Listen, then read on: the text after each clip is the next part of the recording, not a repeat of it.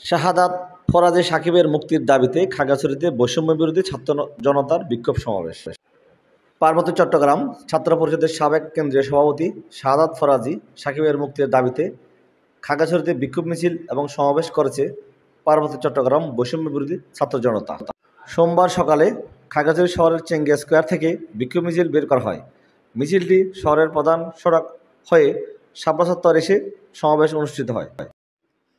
সমাবেশে বক্তারা বলেন, পাহাড়ের সন্ত্রাসী সংগঠনগুলো দেশের বামধারার সংগঠনগুলোর সঙ্গে আঁতাত করে শাহাদাত ফরাজী সাকিবের নামে মিথ্যা অভিযোগ দায়ের করেছে।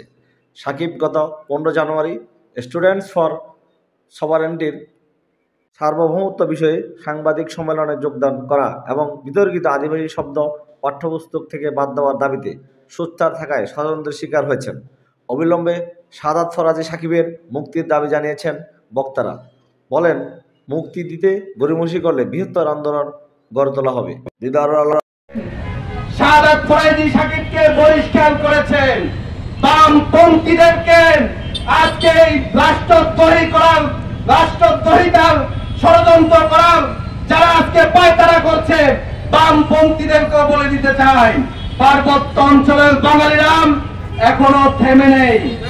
পার্বত্য অঞ্চলের বাঙালিরা যদি প্রতিবাদ শুরু করেন, আপনারা পালানোর জায়গা পাবেন না ইনশাআল্লাহ।